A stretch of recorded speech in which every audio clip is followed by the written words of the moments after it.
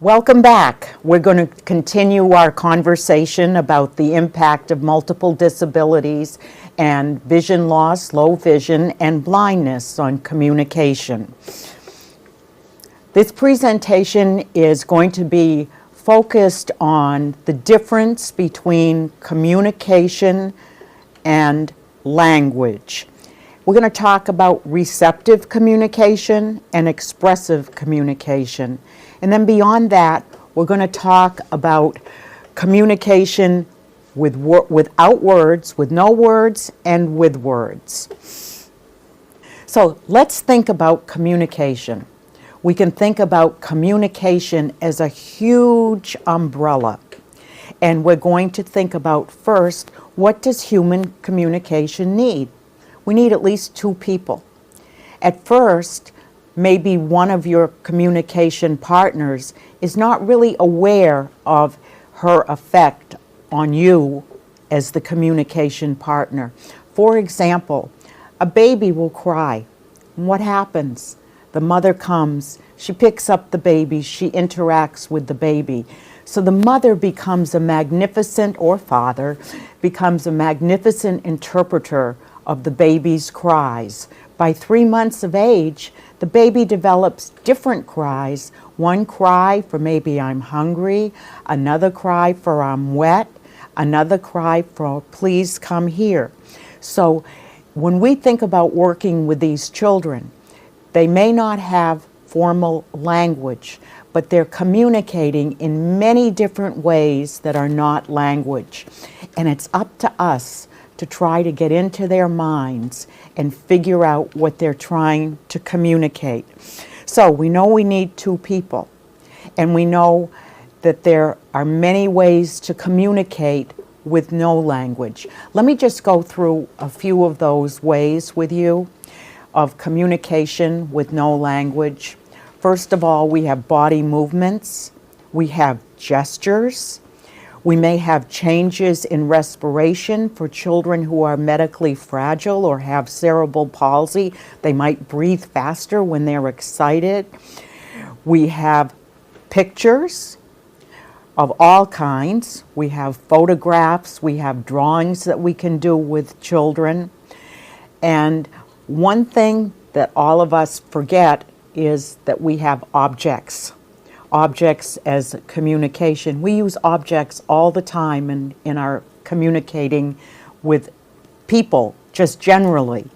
So when you think about these children, what I'd like you to think about is think about what level they're on.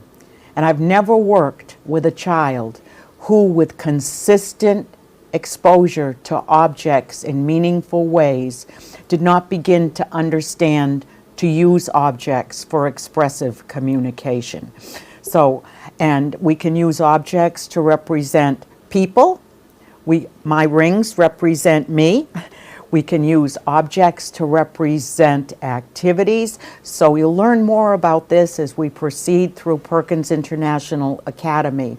But very often when we make this list, they always forget about objects. Think about yourselves when you become a competent communication partner. You're really taking a journey from the world of the concrete to the world of the abstract. What is language? Language is an abstract system of representation with formal rules, production, and use. So hopefully all of the children will be exposed to language, because even if we're using an object like a cup for drink, we would also use the sign for the cup, and we would say cup with it. So we're using a total communication approach, because becoming an effective communication partner, it is our hope that children will get closer to language, and many of them become fluent in their ability to use language. So just to take away from this slide again is the real role that you play in reading the child's non-language forms of communication and building on those forms to encourage them to get to a high level.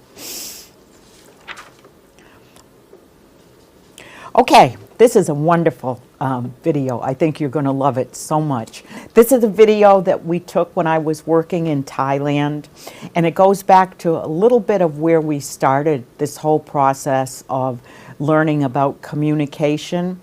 We talked about the importance of relationships and friends, and we need to think about how to facilitate friendships. And for these two children, both of whom are totally blind and have additional disabilities, both have some intellectual challenges, just letting them sit together after lunch, they're finding a way to have a wonderful conversation with each other.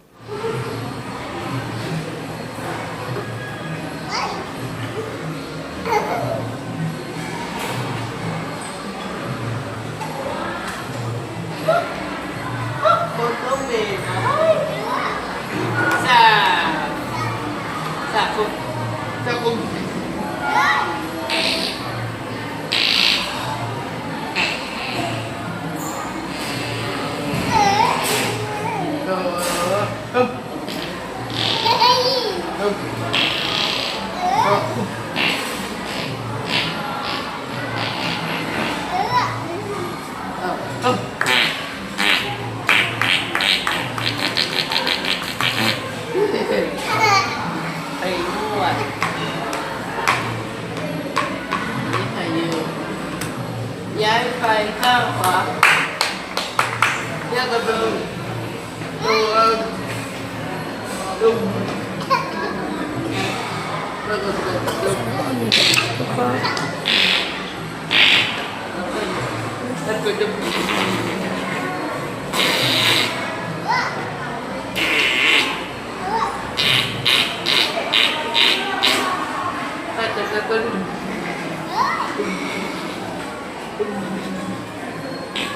ลูกค้าร้อยที่ลูกค้าดีมาดูเอาไปข้างซ้ายได้ไปสวัสดีครับสวัสดีครับ So, you looked at this video. First of all, are they happy together? Yes or no? Yes, they're really happy together. They enjoy imitating each other. They enjoy taking turns with each other. Do you think they like each other? Yes or no? And then how do you know? Think about some things that you saw that tell you that whether or not they liked each other.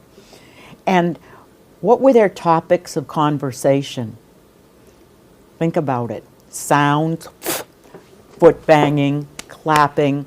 There were many different topics of conversation, but it shows an excellent example of two children forming a relationship with each other and enjoying communicating with each other, although they're not using formal language. So you get the joy of communication even out without formal language.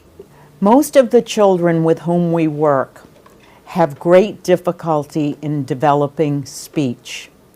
So most of them will benefit from what we call, speech therapists call, alternative and augmentative communication systems.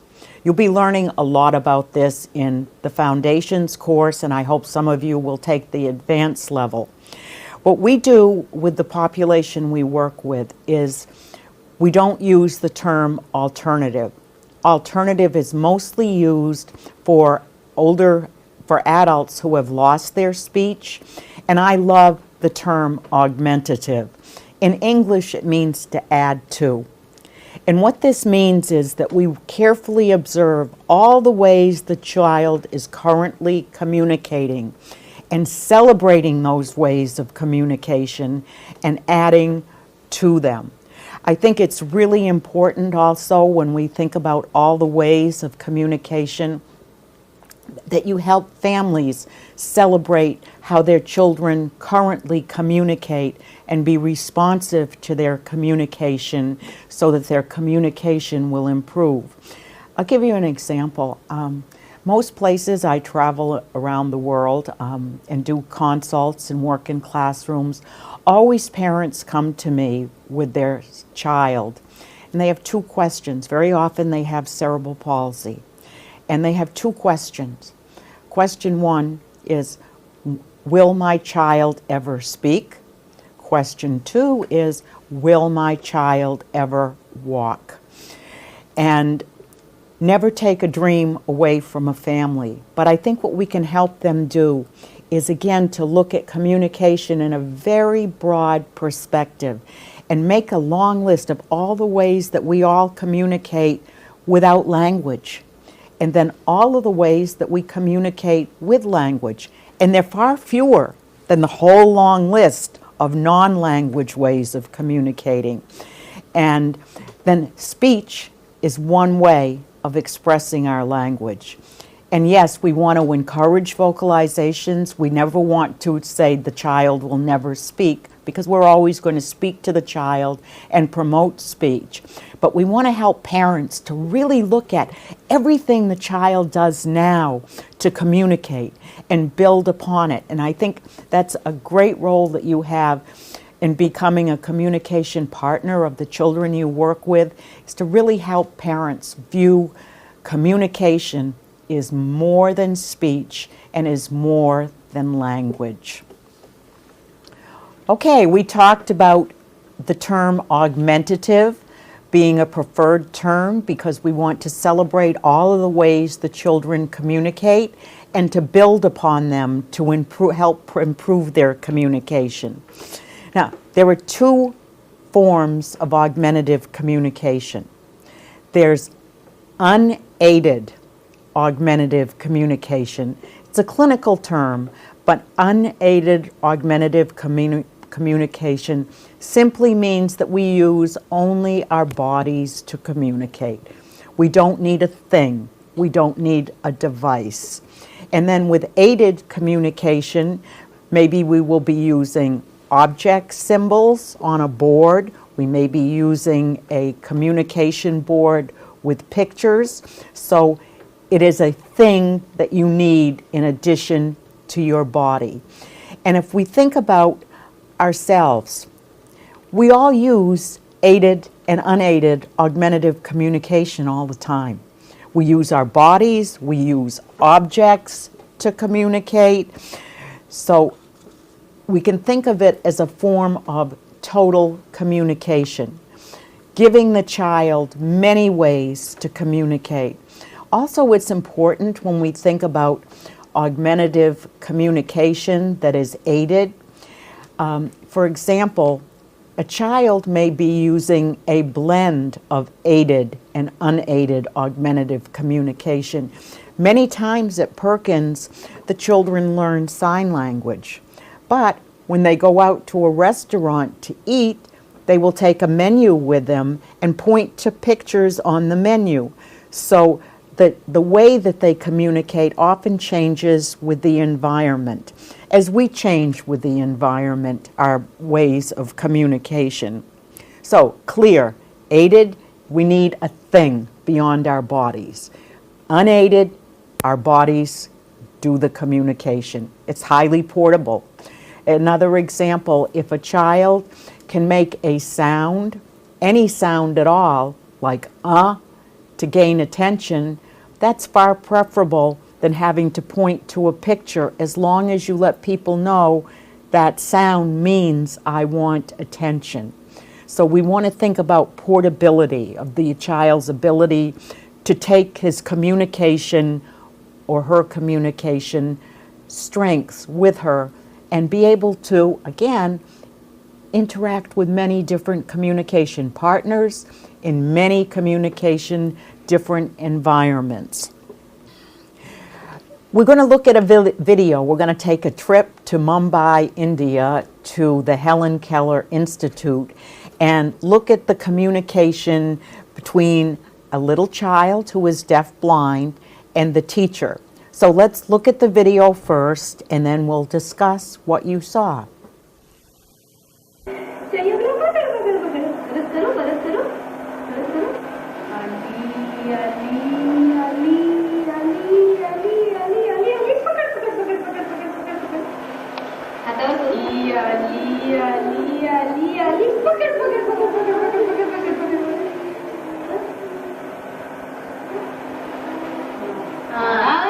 आली आली आली आली पकड पकड पकड पकड पकड या आली आली आली आली पकड पकड पकड पकड पकड अजून हवं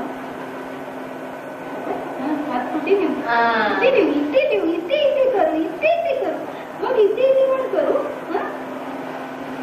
आली आली आली आली आली आली संयोगला पकड पकड पकड पकड पकड आता कुठे करू कुठे करू कुठे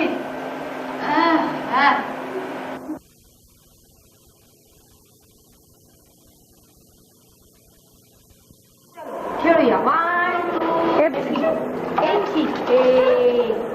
करूया हात वर हात वर हात वर हात वर असे हात वर असे बघ हे बघ 1 2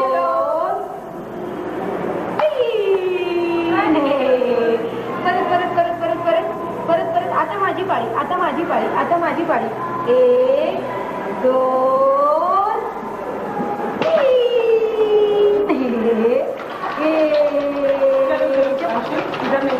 तू कर राणी तुझे हात कुठे तुझे हात नाही खेळत आहेत माझे 2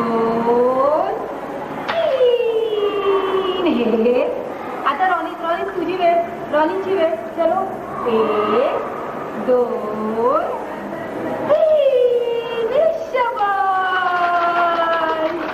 आता माझी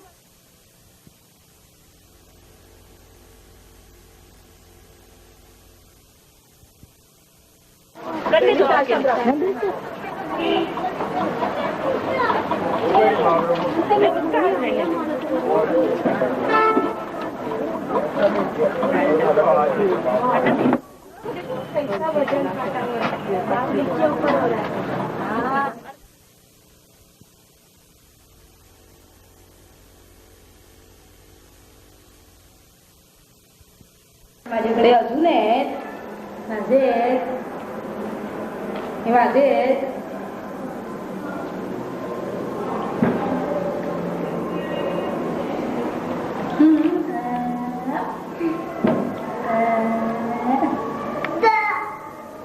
दे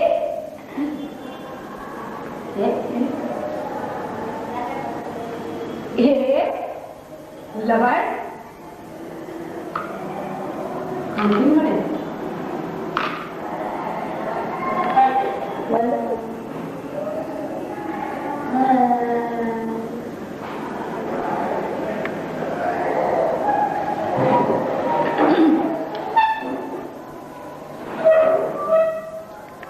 संयोग की भारती संयोग की भारती संयोग Bharti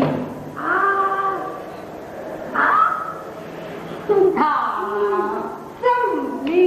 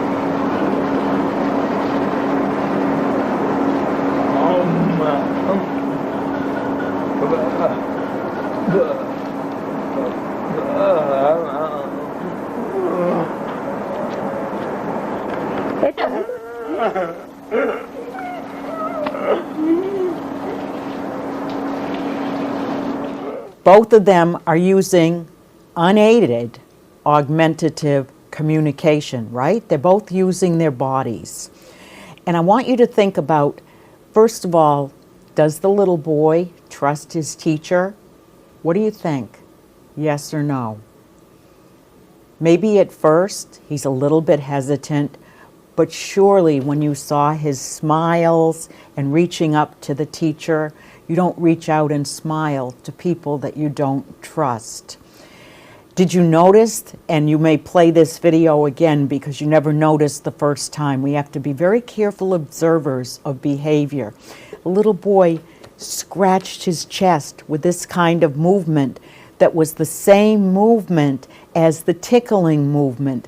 So again, he used a non-language form of communication, and if he could talk, the teacher becomes the interpreter. He would say, "I want more."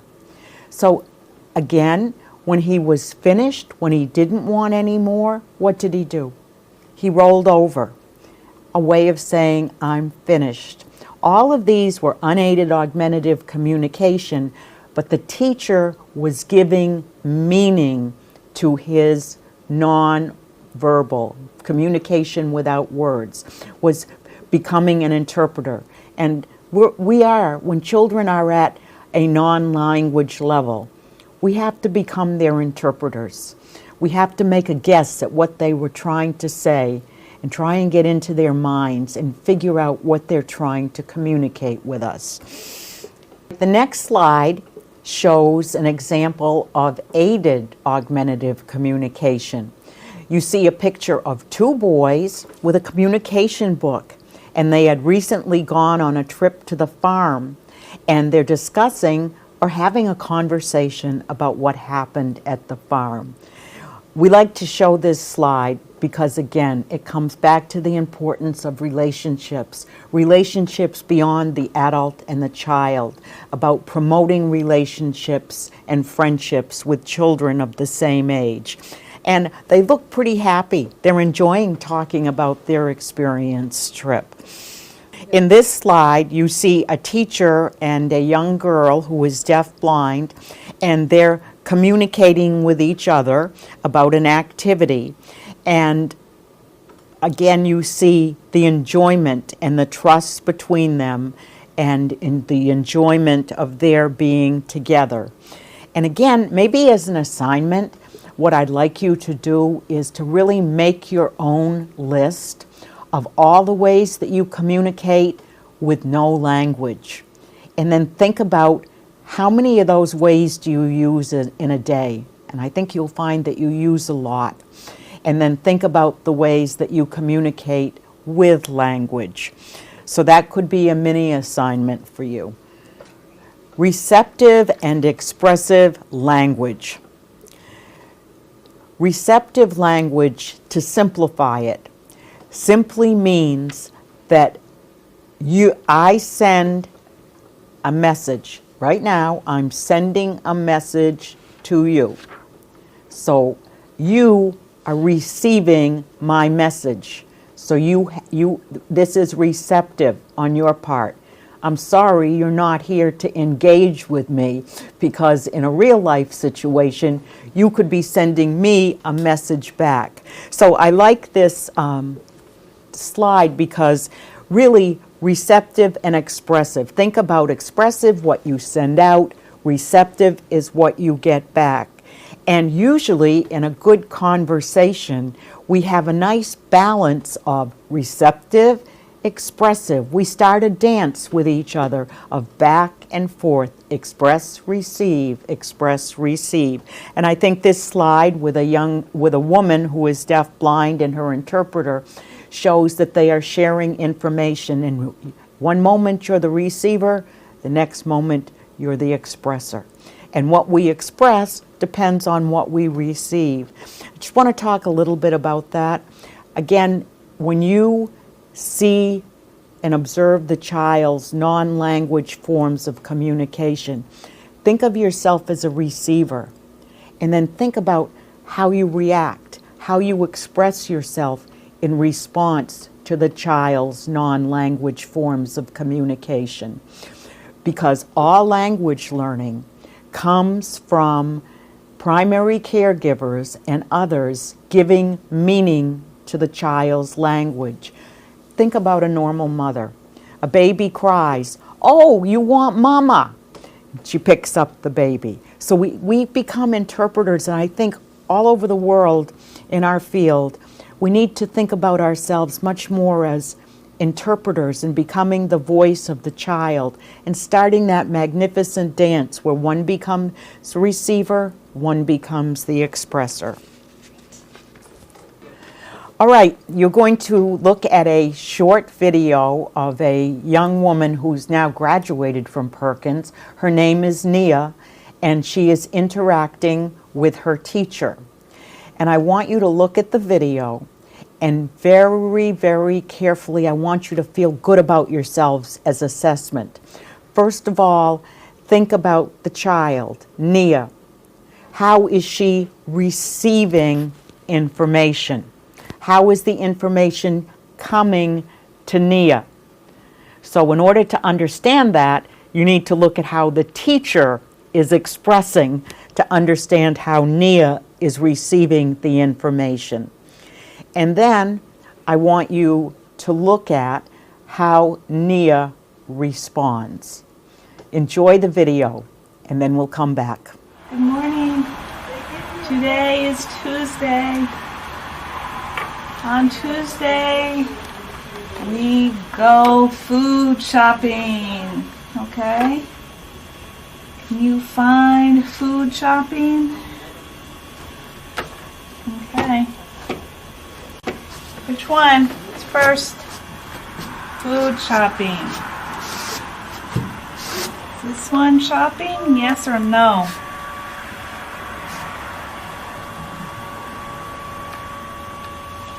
No, that's right. Okay. Is this one shopping? Yes or no?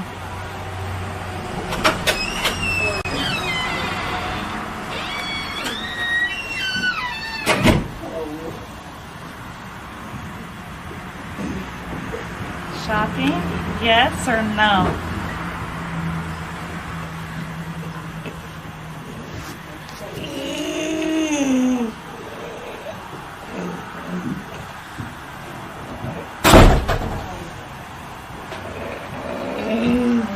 Shopping, yes or no? Ah, it's on your arm, Cece. That's June. June is Yes, yes, that's right, right. Okay, You know this month? that's first. That's first. You have cooking class. So, Nia is unable to point to pictures herself, so the teacher has to point for her. So she's receiving information from the teacher pointing to the different pictures. Is it this one? Is it this one? Is it this one? And notice that the pictures are very clear with black and white to provide contrast and allow for her vision loss. And what else is the teacher doing? She's also using sign language. This is, again, how Nia is receiving. The teacher is expressing, but Nia's receiving pictures that are being pointed at. She's receiving sign language, and she's receiving the word, spoken word, from the teacher. The teacher, Nia can't point. Children who may have difficulty in learning because of physical disabilities how to point, so the teacher has to point for her. Is it this one? Are we going shopping? Is it this one? Is it this one? You may have to look at the video again, because what does Nia do for yes, and what does Nia do for no? She raises her arm for yes, and she sticks out her tongue for no. And this is just, again, Nia is using unaided communication. She's using only her body. And I have to tell you that we spent a long time teaching Nia to use different switches, but then we looked at the portability issue. If she can stick out her tongue for no and raise her arm for yes, we can put on her wheelchair. I stick my tongue out for no, and I raise my arm for yes, and then people can communicate with her. Please use signs, sign language, and pictures when you communicate with me, which we can easily put on the child's wheelchair tray. So I think this is a great example of Nia and a teacher being able to interact with each other to make choices of what day it is and where they're going. They're going shopping, if you didn't see that clearly on the video. So again, Nia has difficulty communicating, but but she's able to receive information, and she can go far in this world with a yes and a no when you think about it. So, points to remember. Sorry, this is the end. All of us have the strong belief, or we wouldn't be in this profession, that all children communicate regardless of the severity of their disabilities.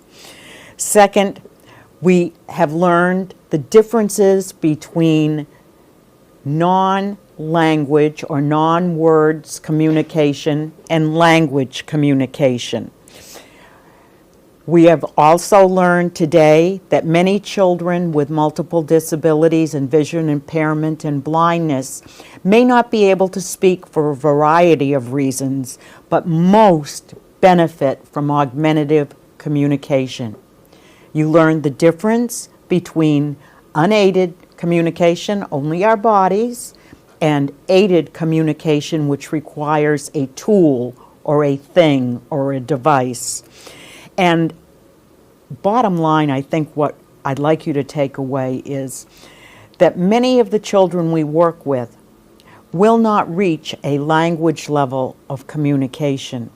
But I promise you, if you're an effective communication partner, your children, the children you work with, will move closer and closer and closer to abstract language. Thank you for taking the time to listen to these small lectures, and I hope that you all will develop a passion for enhancing the child's ability to communicate. I really hope that you will value families as equal partners, and most important, enjoy the adventure of taking the child from the world of the concrete to the world of the abstract, or as close as we can get. I really appreciate the opportunity to do this, and I really would love to meet all of you, and especially to see all of the wonderful children that you work with. And honestly, I wish you the best of luck in this adventure that you're embarking upon.